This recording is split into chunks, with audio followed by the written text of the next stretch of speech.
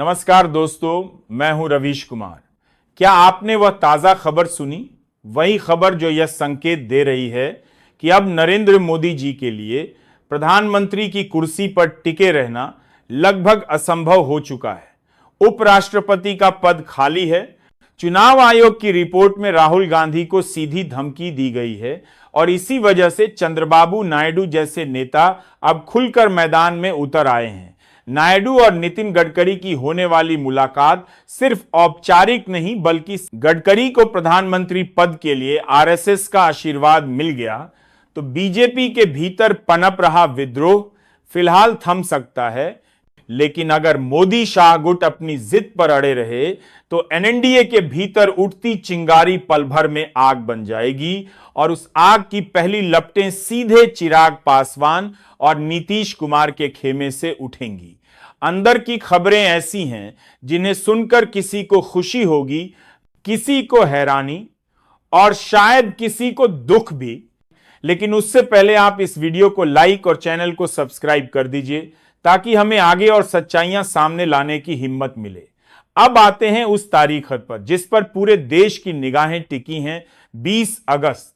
यह दिन भारतीय राजनीति का ऐतिहासिक मोड़ बनाएंगे सकता है। चर्चा इतनी तेज है कि अटकलें लग रही हैं कि इसी दिन मोदी को इस्तीफा देना पड़ सकता है। एनडीए सरकार भरभरा कर गिर सकती है और दिल्ली से लेकर गांव कस्बों तक हाहाकार मच सकता है। ये बातें हवा में नहीं हैं, इनके पीछे ठोस संकेत हैं। क्योंकि 19 और 20 अगस्त को आरएसएस ने दिल्ली में बेहद अहम बैठक बुलाई है। गोदी मीडिया इसे अमेरिका के 50% टैरिफ से जोड़कर दिखा रहा है, लेकिन असलियत यह है कि इस बैठक का मकसद यह तय करना है कि देश का अगला प्रधानमंत्री कौन होगा। यही वह सवाल है जिसने मोदी शाह गुट की नींद उड़ा रखी है, क्योंकि बीजेपी के कई सहयोगी साफ कह चुके हैं मोदी तक तो ठीक है, लेकिन अगर शाह का नाम सामने आया तो समर्थन तुरंत वापस ले लिया जाएगा। हकीकत यह है कि चाहे कि मोदी शाह और आरएसएस कितनी भी ताकत लगा लें, मौजूदा हालात में 240 सांसदों से आगे सरकार बनाना असंभव है। नायडू, नीतीश और चिराग जैसे सहयोगी पहले ही साफ कर चुके हैं कि शाह का नाम उन्हें किसी हाल में मंजूर नहीं है। इसी बीच अब एक और धमाका होने वाला है, क्योंकि 20 अगस्त को नायडू खुद दिल्ली पहुंचेंगे और नितिन गडकरी से मुलाकात करेंगे। यह बैठक ऐसे समय जरूर करते हैं बरसत्ता के आप से समसू की बात है पर हो रही है, जब बीजेपी और मोदी शाह गुट के भीतर बेचैनी चरम पर है। नायडू के पास विकल्प खुले हैं। अगर गडकरी को पीएम पद का उम्मीदवार घोषित किया गया तो वह एनडीए के साथ रहेंगे, लेकिन अगर राय को अनसुना किया गया तो 16 सांसदों का इस्तीफा और समर्थन वापसी का तुरुप का पत्ता उनके हाथ में। सबसे ज्यादा बेचैनी है जिन्होंने पिछले 11 साल मोदी का गुणगान किया। उन्हें साफ दिख रहा है कि जिस दिन मोदी सत्ता से हटेंगे और शाह प्रधानमंत्री नहीं बनेंगे, उस दिन उनकी न्यूज़रूम वाली कुर्सियां भी खाली हो जाएंगी। नीतीश कुमार ने भी साफ संकेत दे दिए हैं। उनका कुर्सी पर बैठने का अंदाजे अमित शाह को यह बताया गया कि गृह मंत्री की कुर्सी उन्हें किसके कारण मिली है।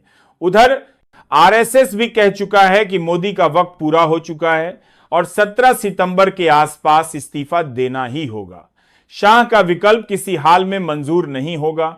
हालात अब इस मोड़ पर हैं जहां सत्ता का खेल पूरी तरह से पलटने वाला है। या तो कोई नया चेहरा सामने आएगा जिस पर सबकी सहमति होगी, या फिर नायडू समर्थन वापस लेकर ऐसा भूचाल खड़ा कर देंगे कि दिल्ली की सत्ता ताश के पत्तों की तरह बिखर जाएगी। यानी 20 अगस्त यह तय करेगा कि प्रधानमंत्री की कुर्सी पर कौन बैठेगा, लेकिन इतना तय है कि उस नाम में नावा है तो सात रास मांद्रेगा तारा से, लेकिन 20 मांद्रेगा देश के बाद खड़े मोदी होंगे और नशा। यही डर मोदी शाह गुट को सबसे ज्यादा परेशान कर रहा है और यही सच गोदी मीडिया चाहे जितना छुपाए अब सामने आ ही जाएगा। जैसे जैसे 20 अगस्त पास आ रही है, सत्ता की गलियों में घबराहट और बढ़ रही है। सोचिए, वही मोदी साहब जो एक दशक से अधिक समय से देश की राजनीति पर काबिज थे, अब उनकी ही कुर्सी डगमगाने लगी है और उनके अपने सहयोगी ही बगावत के सुर छेड़ रहे हैं। आरएसएस की बैठक पर गोपनीयता इसलिए बढ़ती जा रही है क्योंकि एजेंडा जनता तक नहीं पहुंचना चाहिए, लेकिन अंदर की खबरें साफ कह रही हैं कि 17 सितंबर के बाद मोदी के लिए पीएम बने रहना नामुमकिन है। यही वजह है कि नायडू और गडकरी की मुलाकात को महज औपचारिक नहीं समझा जाना चाहिए। यह मुलाकात असल में नए समीकरण बनाने जा रही है।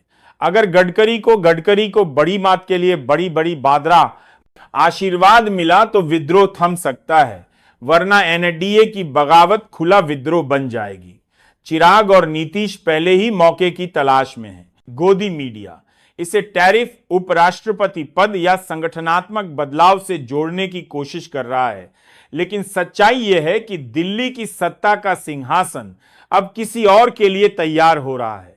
दिलचस्प यह है कि मोदी शाह गुट को भरोसा था कि कॉरपोरेट और मीडिया हमेशा उनकी ढाल बने रहेंगे, लेकिन अब बड़े कॉरपोरेट घरानों की खामोशी ही संकेत है कि समीकरण बदल चुका है। विपक्ष भी इस हलचल को देख रहा है।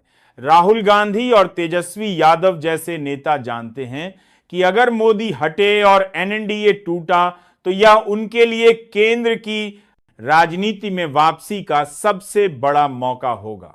और दोस्तों, अब हालत यह है कि बीजेपी के भीतर ही बेचैनी साफ नजर आ रही है। जो कद्दावर नेता कल तक मोदी शाह के नाम की दुहाई देते थे, वही आज चुप्पी साधकर बैठे हैं। अंदरखाने से खबर है कि कई वरिष्ठ नेता इस्तीफे की तैयारी कर रहे हैं। गुटबाजी इतनी गहराती जा रही है कि सवाल उठने लगा है, क्या बीजेपी सच में टूट की कगार पर पहुंच चुकी है? दिल्ली से लेकर लखनऊ तक खलबली है। सूत्रों का कहना है कि जिन नेताओं को कभी सबसे बड़ा हिंदुत्व का चेहरा कहा जाता था, वही अब सत्ता से मोहभंग होकर पार्टी छोड़ने के मूड में हैं। और अगर हालात ऐसे ही बने रहे तो आने वाले वक्त में बीजेपी से सामूहिक इस्तीफों का सिलसिला शुरू हो सकता है। खुद के नियम में आज भी लिखा हुआ है कि आप सीसीटीवी फुटेज देंगे, तब प्राइवेसी भंगे देने के बाद मार्गा ब्रमिंग का प्राइवेसी अंदर की बात में और बारी बाती से डेला साली से बीजेपी नहीं होगी। तो उनका नाम दरअसल अज्ञानेश कुमार होना चाहिए। उनसे जो सवाल पूछे गए उसका एक भी जवाब उन्होंने नहीं दिया। वो मूर्ख हैं या जानबूझ के मूर्ख बन रहे हैं जिन्होंने पिछले 11 साल मोदी का गुणगान किया। उन्हें साफ दिख रहा है कि जिस दिन मोदी सत्ता से हटेंगे और शाह प्रधानमंत्री नहीं बनेंगे, उस दिन उनकी न्यूज रूम वाली कुर्सियां भी खाली हो जाएंगी। नीतीश कुमार ने भी साफ संकेत दे दिए हैं। उनका कुर्सी पर बैठने का अंदाजे अमित शाह को यह बताया गया कि गृह